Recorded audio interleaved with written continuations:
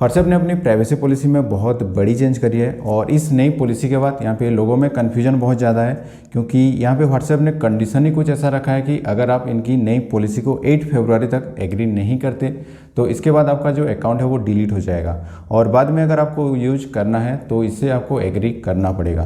तो यहाँ पे तो एक चीज़ क्लियर है कि फेसबुक यहाँ पे अपना मोनोपोली चला रहा है, क्योंकि व्हाट्सएप को फेसबुक ही ओन करता है और व्हाट्सएप का अभी कोई कंपटीशन भी नहीं है। और अभी लोगों में सबसे बड़ा कन्फ्यूजन ये है कि क्या इसे हमें एग्री करने के बाद हमारा जो मैसेजेस हैं या फिर जो फोटोज़ डॉक्यूमेंट जो भी हम किसी से शेयर करते हैं, क्या वो व्हाट्सएप भी रीड कर पाएगा।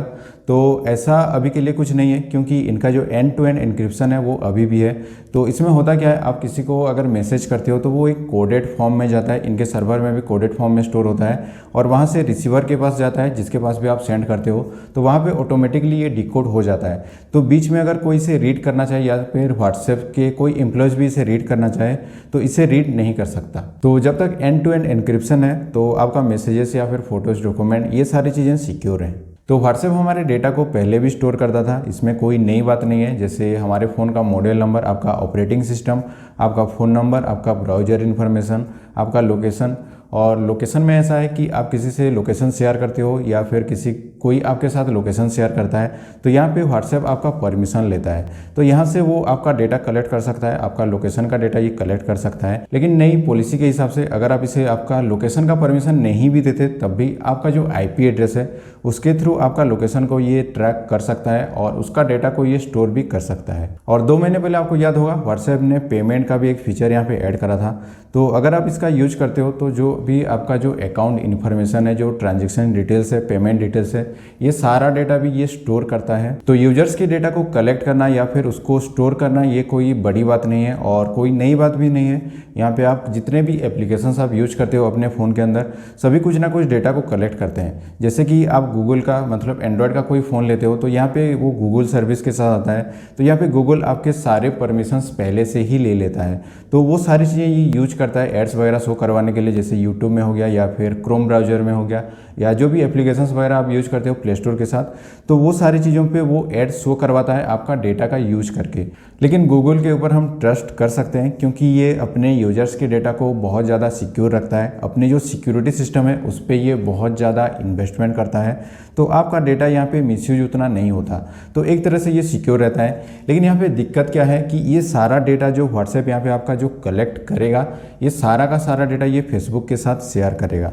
और फेसबुक का हिस्ट्री आपको मालूम है, जहाँ पे बिलीव, ट्रस्ट या फिर यूजर्स की प्राइवेसी की बात आती है तो यहाँ पे फेसबुक का उसके साथ दूर दूर तक कोई लेना देना नहीं होता। तो ये मिसयूज बहुत ज़्यादा करता है। आए दिन आपने सुना होगा कि ये अपने यूजर्स के डेटा को ज़रूरत से ज़्यादा डेटा कलेक्ट करता है और ये जिसके साथ भी बिजनेस वगैरह करता है उनके साथ भी अपने यूजर्स के डेटा को शेयर करता है और वो भी अपने यूजर्स के परमिशन के बिना। और इनकी इस नई प्राइवेसी पॉलिसी में एक और पॉइंट ये भी है कि एक तो आपका जितना भी डेटा है ये फेसबुक यूज करेगा और फेसबुक अगर चाहे इसके जितने भी दूसरे एप्लीकेशंस आते हैं जैसे कि इंस्टाग्राम है और भी बहुत सारे ऐसे एप्लीकेशंस आते हैं उनके साथ भी ये आपके डेटा को शेयर कर सकता है।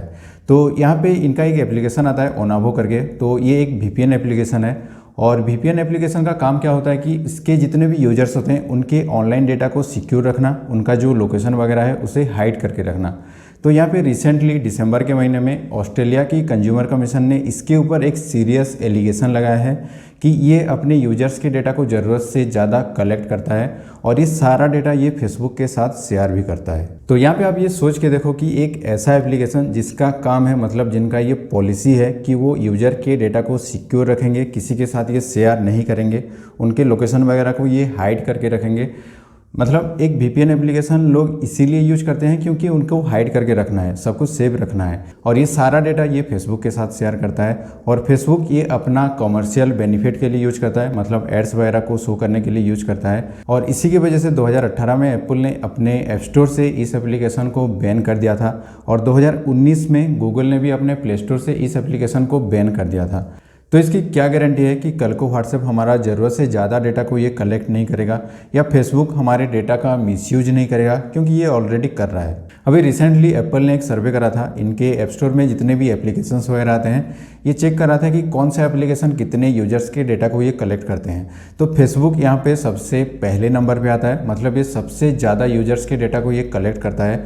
और उसी के लिए यहाँ पे एप्पल ने एक नई पॉलिसी यहाँ पे इंट्रोड्यूस करने के बारे में बोला है। तो इसकी नई पॉलिसी में क्या होगा कि जितने भी यूजर्स के डेटा हैं, मतलब कोई एप्लीकेशन अगर यूजर्स के कोई भी डेटा को लेना चाहता है, चाहे वो कोई भी डेटा हो, उसके लिए उसे पहले परमिशन लेना पड़ेगा यूजर से। तो इस चीज़ से फेसबुक को तो दिक्कत आने वाली थी। तो फेसबुक ने कहा कि अगर ये प्राइवेसी पॉलिसी को अपडेट करते हैं इस तरह से, तो यहाँ पे हमारा जो भी एड्स वगैरह हम दिखाते हैं, मतलब उससे जो भी सेल होता है उसमें 60% की कमी आ सकती है। तो एक चीज़ यहाँ पे आप नोटिस करना कि अगर एप्पल अपने प्राइवेसी पॉलिसी में इस तरह का अपडेट लाता है तो फेसबुक को बहुत ज़्यादा नुकसान होने वाला है। तो आप सोच करके देखो कि व्हाट्सएप में से अगर ये इतने सारे डेटा को ये कलेक्ट करेगा तो यहाँ पे फेसबुक को कितना बड़ा फ़ायदा हो सकता है। और कल को अगर एप्पल अपने प्राइवेसी पॉलिसी को अपडेट कर भी देता है तो इस नई पॉलिसी के बाद, व्हाट्सएप की नई पॉलिसी के बाद, जितने भी एप्पल्स यूजर होंगे, जो लोग व्हाट्सएप यूज कर रहे होंगे, उनके सारा डेटा फेसबुक को मिल जाएगा। तो यहाँ पे फेसबुक की प्लानिंग काफ़ी अच्छी है एप्पल की इस नई पॉलिसी को काउंटर करने के लिए।